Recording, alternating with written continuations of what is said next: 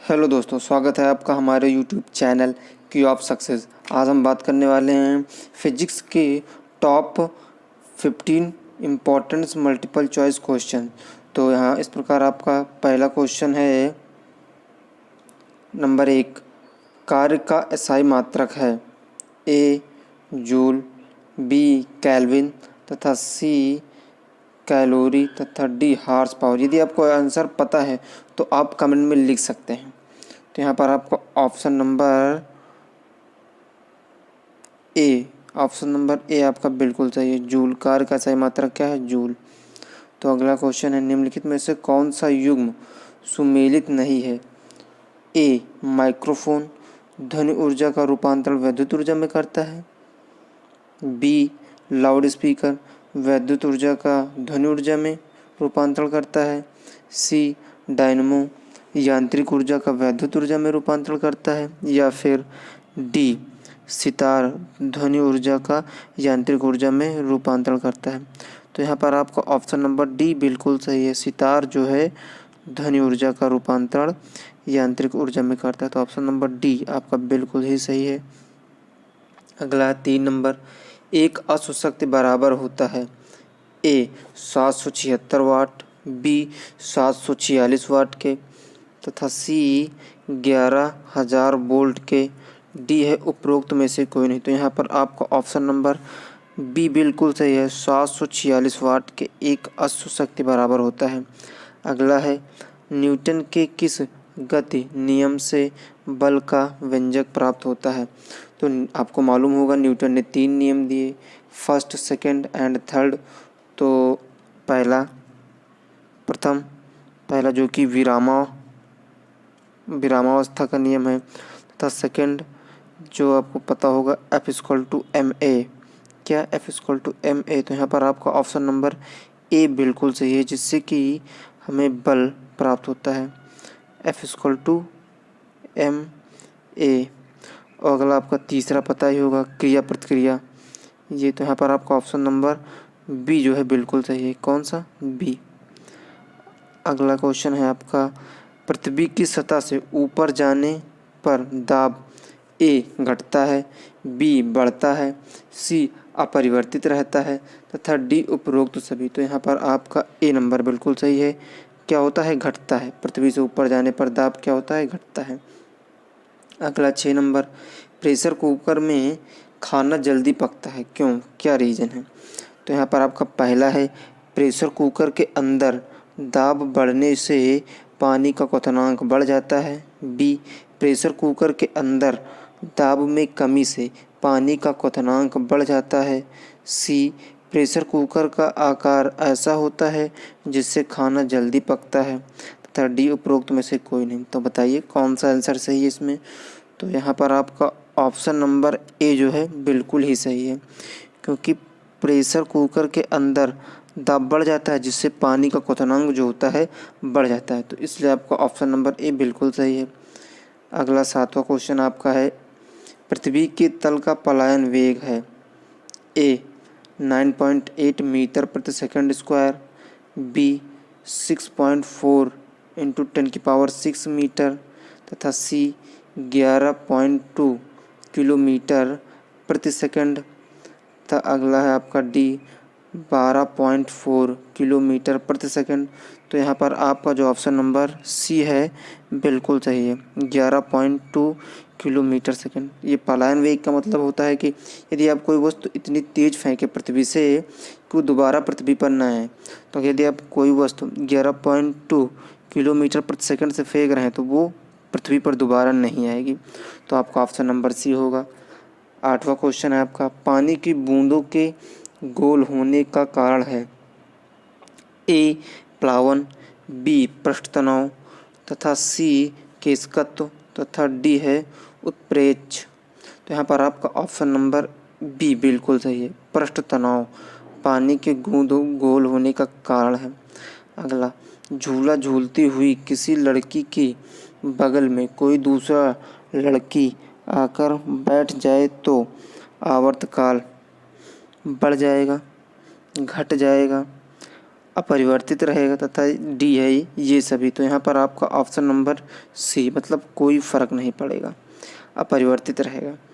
गर्मियों में लोलक की लंबाई बढ़ जाने पर उसका आवर्तकाल, तो यहाँ पर ए है आपका ऑप्शन बढ़ जाएगा, बी है आपका घट जाएगा, तथा सी है अपरिवर्तित रहेगा, तथा डी ये सभी। तो यहाँ पर आवर्तकाल का जो आपका फार्मूला होता है टी इक्वल टू 2π√L/G। तो यहाँ पर आप देख सकते हैं कि अगर आपका L टी के इन्वर्सली प्रोपोर्शनल है, मतलब टी प्रोपोर्शनल √L, अगर L बढ़ रहा है तो आपका टी ऑटोमेटिक बढ़ेगा। तो यहाँ पर आपका क्या होगा, L बढ़ रहा है, तो यहाँ पर आपका ऑप्शन नंबर ए बिल्कुल सही होगा। अगला क्वेश्चन है आपका ध्वनि तरंग है 11 नंबर क्वेश्चन। ए है अनुदैर्ध्य तरंग है, बी अनुप्रस्थ, सी विद्युत चुंबकीय, तथा डी इनमें से कोई नहीं। तो यहाँ पर आपका ऑप्शन नंबर ए बिल्कुल सही होगा। ध्वनि तरंगे जो होती हैं वो क्या होती हैं, अनुदैर्ध्य तरंगे। अगला 12 नंबर है अनुप्रस्थ तरंगे किस माध्यम में उत्पन्न की जाती हैं। ए सिर्फ गैस में, बी सिर्फ ठोस में, सी सिर्फ द्रव में, डी इन तीनों में। तो यहाँ पर आपका ऑप्शन नंबर जो है बी बिल्कुल सही होगा, सिर्फ ठोस में अनुप्रस्थ तरंगे उत्पन्न की जा सकती हैं। अगला है अनुदैर्ध्य तरंगें किस माध्यम में उत्पन्न की जा सकती हैं। ए ठोस में, बी द्रव में, तथा सी गैस में, डी इन तीनों में। तो यहाँ पर आपका ऑप्शन नंबर जो होगा 13 का डी इन तीनों में, मतलब अनुदैर्ध्य तरंगे जो होती हैं ठोस, द्रव, गैस तीनों में उत्पन्न की जा सकती हैं। अगला आवृत्ति का मात्रक है। यदि आपको क्वेश्चन पता है, क्वेश्चन का आंसर मालूम है, तो आप कमेंट में लिख सकते हैं। तो आपका पहला ऑप्शन है हर्ट्स, बी ऑप्शन है किलो हर्ट्स, सी है हर्ट्स प्रति सेकंड, तथा डी है किलो हर्ट्स प्रति सेकंड। तो यहाँ पर आपका ऑप्शन नंबर ए बिल्कुल सही होगा, हर्ट्स आवृत्ति का मात्रक है। ध्वनि तरंग का वेग सबसे अधिक होता है ए ठोस में, बी गैसों में, सी द्रव में, तथा डी निर्वात में। तो ध्वनि का जो वेग सबसे अधिक होता है वो ठोसों में होता है। किसमें, ठोसों में होता है। तो अगला आपका क्वेश्चन है 16 नंबर पराश्रव्य तरंगें वे तरंगे हैं जिनकी आवर्ती परिसर, तो यहाँ पर आपका ए ऑप्शन दिया हुआ है जो 20 हर्ट्ज से कम, बी दिया है 20 हर्ट्ज से 20,000 हर्ट्ज के बीच, तथा सी दिया है 20,000 हर्ट्ज से अधिक है, डी उपरोक्त में से कोई नहीं। तो यहाँ पर आपका जो ऑप्शन नंबर सी बिल्कुल ही सही है। अगला 17 नंबर शुष्क आयु में ध्वनि की चाल है ए 1,80,000 किलोमीटर प्रति सेकंड, बी 6,400 किलोमीटर प्रति सेकंड, सी 332 मीटर प्रति सेकंड, तथा डी है आपका 764 मीटर प्रति सेकंड। तो यहाँ पर आपका ऑप्शन नंबर सी जो है बिल्कुल ही सही है। 332 मीटर प्रति सेकंड शुष्क वायु में ध्वनि की चाल होती है। अगला है 18 नंबर क्वेश्चन आपका स्त्रियों की ध्वनि पतली होती है क्योंकि स्त्रियों की ध्वनि का तारत्व अधिक होता है। बी है आपका स्त्रियों की ध्वनि का तारत्व कम होता है। सी है स्त्रियों की ध्वनि की तीव्रता अधिक होती है, तथा डी है स्त्रियों की ध्वनि की तीव्रता कम होती है। तो यहाँ पर आपका ऑप्शन नंबर ए बिल्कुल सही होगा। स्त्रियों की ध्वनि की जो तारत्व होती है वो क्या होता है, अधिक होता है। ऑप्शन नंबर ए आपका बिल्कुल ही सही है। यहाँ पर अगला 19 नंबर क्वेश्चन मानव शरीर का ताप होता है ए 37 डिग्री सेल्सियस, बी 98.6 फ़ारेनहाइट, तथा सी है आपका 99.6 फ़ारेनहाइट, तथा डी ए एवं बी दोनों। तो यहाँ पर आपका जो आंसर है वो होगा हमारा डी नंबर, क्या ए एंड बी दोनों, क्योंकि ये भी डिग्री सेल्सियस में होता है और ये फ़ारेनहाइट में मनुष्य का ताप होता है। अगला है, किस ताप पर पानी का आयतन न्यूनतम एवं घनत्व अधिक होता है? तो यहाँ पर आपका पहला ऑप्शन है 4 डिग्री सेल्सियस पर, बी है 5 डिग्री सेल्सियस पर, सी है 7 डिग्री सेल्सियस पर तथा डी 0 डिग्री सेल्सियस पर। तो यहाँ पर आपका पहला ऑप्शन बिल्कुल ही सही है, 4 डिग्री सेल्सियस पर। किस पर? 4 डिग्री सेल्सियस पर। निम्न में से किस पदार्थ की विशिष्ट ऊष्मा सबसे अधिक है? ए बर्फ़ की, बी बालू की, सी पानी की तथा डी लोहा की। तो यहाँ पर आपका ऑप्शन नंबर जो है किसका? सी बिल्कुल सही है। पानी की विशिष्ट ऊष्मा जो होती है सबसे अधिक होती है। न्यूनतम संभव ताप है ए -337 डिग्री सेल्सियस तथा बी -273 डिग्री सेल्सियस, सी -171 डिग्री सेल्सियस, डी है आपका 0 डिग्री सेल्सियस। तो यहाँ पर आपका 22 का ऑप्शन नंबर बी बिल्कुल सही है। न्यूनतम जो संभव ताप है वो -273 डिग्री सेल्सियस होता है। निर्वात में प्रकाश की चाल होती है 1,80,000 किलोमीटर प्रति सेकंड, बी है आपका 3,60,000 किलोमीटर प्रति सेकंड तथा सी है आपका 3,00,000 किलोमीटर प्रति सेकंड तथा डी है आपका 1,120 किलोमीटर प्रति सेकंड। तो यहाँ पर आपका जो ऑप्शन नंबर सी है बिल्कुल सही है। कितना? इतना। इसे हम ऐसे भी लिख सकते हैं 3 × 10⁸ मीटर प्रति सेकंड। तो यहाँ पर आपका ऑप्शन नंबर सी बिल्कुल ही सही है। अगला क्वेश्चन है आपका, किस 24 क्वेश्चन है आपका, किस रंग के प्रकाश का प्रकीर्णन सबसे अधिक होता है? ए है आपका लाल, बी है आसमानी, सी है पीला तथा डी है आपका बैगनी। तो यहाँ पर प्रकीर्णन सबसे अधिक होता है बैगनी रंग का। किसका? बैगनी रंग का। तो यहाँ पर आपका ऑप्शन नंबर डी बिल्कुल सही हो जाएगा, बैगनी रंग। अगला है 25 नंबर क्वेश्चन, किस रंग के प्रकाश का अपवर्तनांक सबसे अधिक होता है? ए है आपका बैगनी, बी है लाल, सी है पीला तथा डी है आसमानी। तो यहाँ पर भी आपका ऑप्शन ए ही सही होगा, बैगनी। तो अगला क्वेश्चन है, प्रकाश का रंग नीला क्यों दिखाई देता है?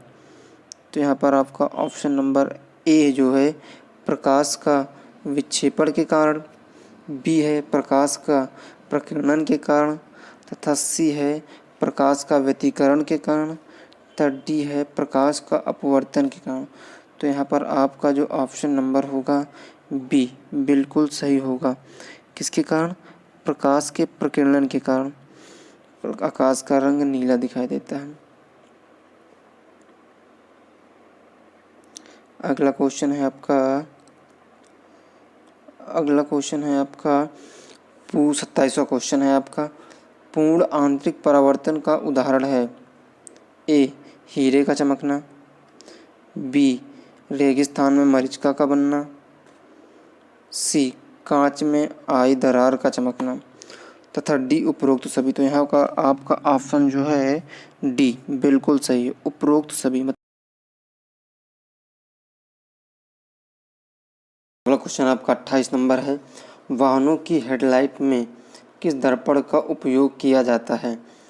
ए है आपका अवतल दर्पण, बी है आपका उत्तल दर्पण, सी है समतोत्तल दर्पण तथा आपका डी है उभयोत्तल। तो यहाँ पर आपका ऑप्शन नंबर ए बिल्कुल सही है, अवतल दर्पण का उपयोग किया जाता है हेडलाइटों में। अगला है आपका, वाहनों में पीछे का दृश्य देखने के लिए चालक की सीट के पास किस दर्पण का उपयोग किया जाता है? ए है आपका अवतल दर्पण, बी उत्तल दर्पण, सी समतलोत्तर दर्पण तथा डी साधारण दर्पण। तो 29 का आपका ऑप्शन नंबर बी बिल्कुल सही होगा, उत्तल दर्पण। किसका उपयोग किया जाता है? उत्तल दर्पण। अगला है तारों में, आकाश में तारे टिमटिमाते क्यों दिखते हैं? यहाँ पर आपका पहला ऑप्शन है प्रकाश के अपवर्तन के कारण, प्रकाश के परावर्तन के कारण, प्रकाश के प्रकीर्णन के कारण तथा डी है आपका प्रकाश के पूर्ण आंतरिक परावर्तन के कारण। तो यहाँ पर आपका ऑप्शन जो सही होगा ए, ऑप्शन नंबर ए बिल्कुल सही है, प्रकाश के अपवर्तन के कारण। अगला है आपका सूर्य से प्राप्त रंगों में किस रंग का विक्षेपण सर्वाधिक होता है? ए लाल, बी नारंगी, सी पीला तथा डी बैगनी। तो यहाँ पर आपका ऑप्शन नंबर डी बिल्कुल सही होगा, बैगनी रंग का विक्षेपण सर्वाधिक होता है। प्राथमिक रंग किसे कहते हैं? ए लाल, बी नीला, सी हरा या फिर इन तीनों को। तो यहाँ पर प्राथमिक रंग जो होता है ये डी नंबर आपका सही। यहाँ पर लाल, नीला, हरा ये तीनों ही आपके क्या हैं? प्राथमिक रंग हैं। अगला है आपका 33 नंबर क्वेश्चन, मनुष्य की आंखों में किसी वस्तु का प्रतिबिंब निम्न में से किस भाग पर बनता है? ए कार्निया, बी प्यूपिल, सी रेटिना तथा डी है इनमें से कोई नहीं। तो यहाँ पर आपका ऑप्शन है सी नंबर बिल्कुल सही होगा, मनुष्य की आंख पर रेटिना पर प्रतिबिंब बनता है। निम्न दृष्टि दोष निकट, 34वां क्वेश्चन है आपका, निकट दृष्टि दोष जिसे हम मायोपिया इंग्लिश में कहते हैं, दूर करने के लिए किस लेंस का प्रयोग किया जाता है? तो पहला ऑप्शन है ए उत्तल दर्पण, बी अवतल दर्पण, सी है समतल दर्पण तथा आपका डी है बेलनाकार। तो यहाँ पर आपका ऑप्शन नंबर ए बिल्कुल सही है। तो यहाँ पर आपका ऑप्शन नंबर बी बिल्कुल सही। किसका उपयोग किया जाता है? अवतल दर्पण का। किसका? अवतल दर्पण का। ऑप्शन नंबर बी बिल्कुल सही होगा। अगला 35 नंबर, दूरदृष्टि दोष हाइपरमेट्रोपिया दूर करने के लिए किस लेंस का प्रयोग किया जाता है? ए उत्तल दर्पण, बी अवतल दर्पण तथा सी समतल दर्पण तथा डी है आपका बाइफोकल। तो यहाँ पर आपका ऑप्शन नंबर ए बिल्कुल सही होगा, उत्तल दर्पण का। किसका? उत्तल दर्पण का। 36 नंबर है, मनुष्य सामान्य आँख के लिए स्पष्ट दृष्टि की न्यूनतम दूरी कितनी होती है? ए 10 सेंटीमीटर, बी 15 सेंटीमीटर, सी 20 सेंटीमीटर तथा डी है आपका 25 सेंटीमीटर। तो यहाँ पर आपका ऑप्शन नंबर डी बिल्कुल सही होगा, 25 सेंटीमीटर। अगला 37 नंबर, बिजली के फ्यूज का तार किससे बना होता है?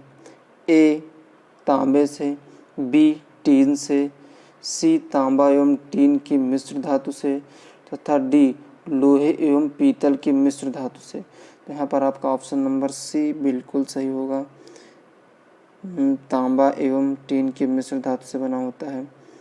अगला है आपका 38वां नंबर क्वेश्चन, नाभिकीय रिएक्टर में मंदक के रूप में प्रयोग किया जाता है?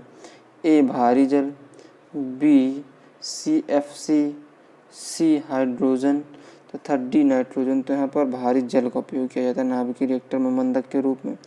तो आपका ऑप्शन नंबर ए बिल्कुल सही होगा। अगला है नाभिकीय रिएक्टर में नियंत्रक के रूप में प्रयोग किया जाता है? ए बोरिक एसिड, ए है आपका बोरिक एसिड, बी है कैडमियम क्षण, सी है भारी जल तथा डी है CFC। तो यहाँ पर आपका ऑप्शन नंबर बी बिल्कुल सही होगा। क्या? ऑप्शन नंबर बी बिल्कुल सही होगा, कैडमियम क्षण। अगला, सूर्य एवं तारों से प्राप्त ऊर्जा एवं प्रकाश का स्रोत है? नाभिकीय विखंडन, नाभिकीय संलयन या फिर सी वर्ण विक्षेपण या फिर डी विकिरण। तो यहाँ पर आपका ऑप्शन नंबर बी बिल्कुल सही है, नाभिकीय संलयन। क्या है? नाभिकीय संलयन। अगला है आपका सूर्य बना हुआ है हाइड्रोजन से, जिसे हम H कहते हैं, हीलियम से, जिसे हम He कहते हैं, क्या कहते हैं He, या कार्बन से C कहते हैं इसे हम, या फिर A एवं B दोनों से। तो ये जो हमारा सूर्य बना होता है A और B दोनों से, तो यहाँ पर ऑप्शन नंबर B बिल्कुल सही होगा। मतलब हाइड्रोजन और हीलियम दोनों से मिलकर बना होता है। अगला है 42 नंबर, नाभिकीय रिएक्टर सबसे पहले किसने बनाया?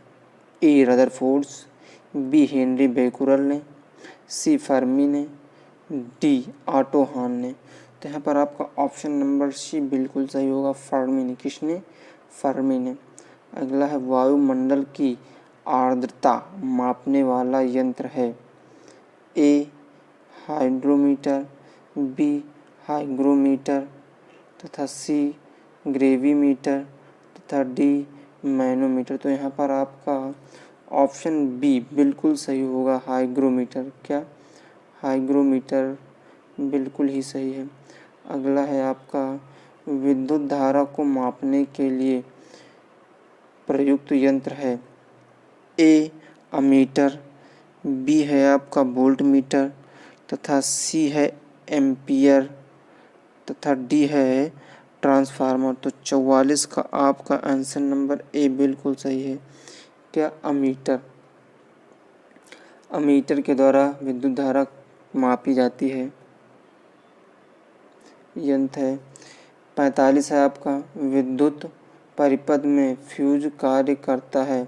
ए विद्युत धारा को कम या ज़्यादा, विद्युत परिपथ की रक्षा, विभवांतर की नियंत्रण, तथा डी है उपरोक्त सभी। तो यहाँ पर आपका ऑप्शन नंबर जो है बी बिल्कुल सही होगा। क्या? बी ऑप्शन नंबर बिल्कुल सही होगा, विद्युत परिपथ की रक्षा करता है फ्यूज। विद्युत बल्ब का फिलामेंट किस धातु का बना होता है? ए लोहे, बी तांबा, सी टंगस्टन, तथा डी है आपका सीसा। तो यहाँ पर आपका ऑप्शन नंबर बी सी बिल्कुल सही। किससे बना होता है? टंगस्टन से। अगला है आपका अधिक ऊंचाई पर चढ़ता हुआ व्यक्ति आगे की ओर झुक जाता है? ए थकान के कारण, बी गति बढ़ाने के लिए, स्थायित्व बढ़ाने के लिए, सी डी है आपका उपरोक्त सभी। तो यहाँ पर आपका ऑप्शन नंबर सी बिल्कुल ही सही है। कौन सा? Option number C. अगला है आपका प्रकाश वर्ष इकाई है समय की? ए बी दूरी की, सी तीव्रता की, तथा डी गति की। तो यहाँ पर आपका ऑप्शन नंबर जो है बी बिल्कुल सही है, प्रकाश वर्ष दूरी का मात्रक है। अगला है पानी से भरे गिलास में एक बर्फ का टुकड़ा तैर रहा है, बर्फ के पिघल जाने पर पानी का तल बढ़ जाएगा? ए बी घट जाएगा, सी अपरिवर्तित रहेगा, तथा डी पहले बढ़ेगा फिर घटेगा। तो यहाँ पर आपका ऑप्शन नंबर सी बिल्कुल सही होगा। क्या सही? अपरिवर्तित रहेगा। अगला है स्वचालित गाड़ियों में लगे हुए ब्रेक में किस प्रकार की व्यवस्था का प्रयोग होता है?